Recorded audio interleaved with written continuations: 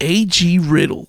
He's in the game. A.G. Riddle was one of the authors that got me back into reading. I've talked about it many times on this channel, but early on when I was trying to get back into reading, I needed something fast. I needed something incredibly gripping. And the genre that really hooked me before I got back into epic fantasy was science fiction thrillers. And one of the first books I really chomped my teeth on was Pandemic from the Extinction Files by A.G. Riddle. It's a duology. It's Pandemic and then Genome.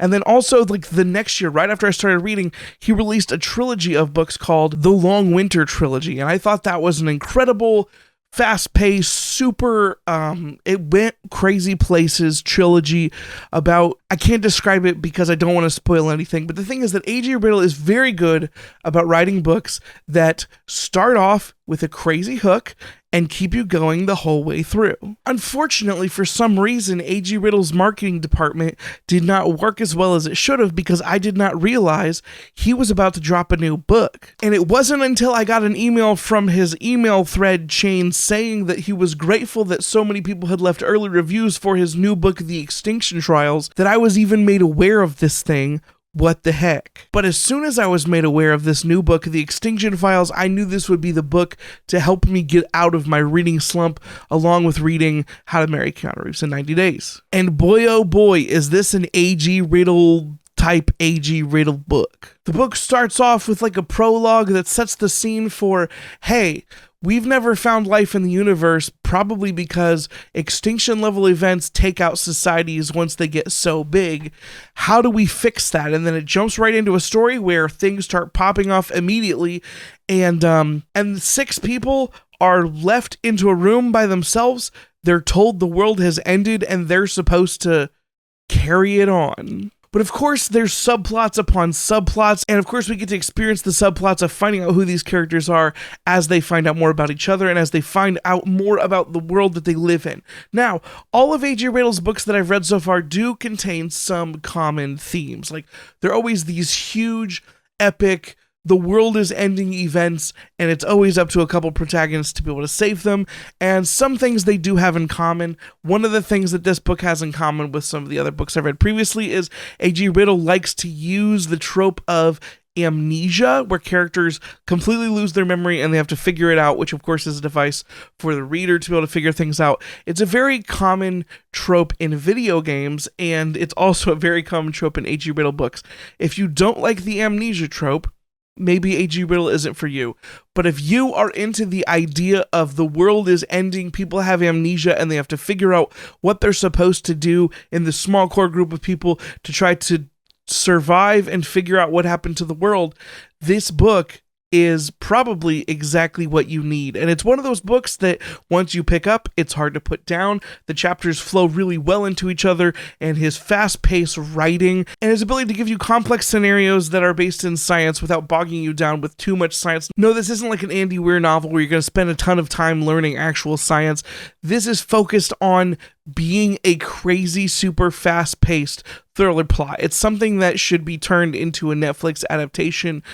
All of the A.G. Riddle books are something that should be turned into a Netflix adaptation, but this, of course, is no outlier. Maybe it's because I've read a bunch of the previous A.G. Riddle books, or maybe it's just because I'm getting better as a reader about predicting things, but there are certain elements of the story that I found predictable, but at no point did I ever get annoyed that I sort of predicted some of the pieces, because it's one of those journeys where you're along for the ride, and yes, the spoilers matter. There are plot twists that are super interesting. Some of them you can predict, some of them you may not be able to, but it's still one of those things where the journey is the fun. And of course, this book, like other A.G. Riddle books, has huge, major plot twists that take you places you didn't necessarily expect that you were going to go. This one wasn't as crazy as some of his previous books, but maybe if you haven't read a lot of sci-fi thrillers, you'll still be super shocked at where this one goes.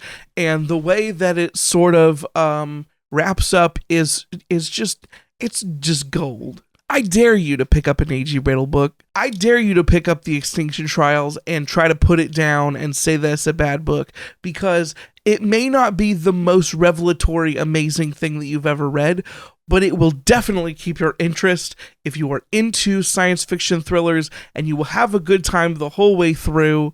You will want to root for the characters. You'll want to cheer for the human accomplishments that you come across in the book. I think that in real life, maybe the most unrealistic part of every A.G. Riddle book is just the noble spirit of some of the main characters. Like in real life, you put two people in the prisoner's dilemma, where if you backstab the other person, you end up better off. In real life, it sometimes just rewards the backstabbing. But A.G. Riddle's books are like the opposite of grimdark. Hope noble bright is the term that I've heard people use before. A.G. Riddle books, much like Andy Weir books, have a very positive outlook on a lot of things, and so the main characters are ones that you can super root for, and like I said, maybe it's one of the most unrealistic parts of the stories, but it's also one of the parts that makes reading it such a light experience. And yeah, did I recommend you read The Extinction Trials by A.G. Riddle? If you are looking for a science fiction thriller to tease you with some fun, futuristic concepts, and you also want a little bit of a plot twisty, turnaroundy thing that gives you fun vibes presented to you in a way with it's just a crazy page turner that you cannot put down, and it's not a super long book. Also, this is not part of a huge major series, so it's not a huge commitment. Then this book is for you. I recommend you check out The Extinction Trials by A.G. Riddle. He just delivers every time for me. He's one of my favorite authors. Like I said, this isn't the craziest, most innovative book that's ever existed, but if anything that I've said sounds interesting to you, you're likely to love it.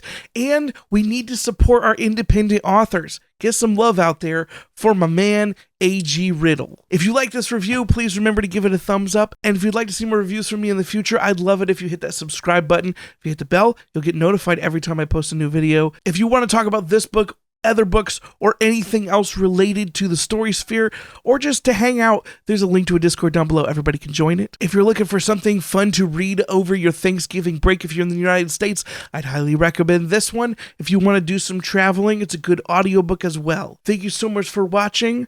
My name has been Michael Knipp. I love you so much. I can't wait to see you again. Goodbye. Sleep, no one ever get enough. Always looking out tired. Sleep, no one ever get enough. If I don't show up, I might get fired. Sleep, no one ever get enough. Always looking out tired. Sleep, no one ever get enough. If I don't show up, I might get fired.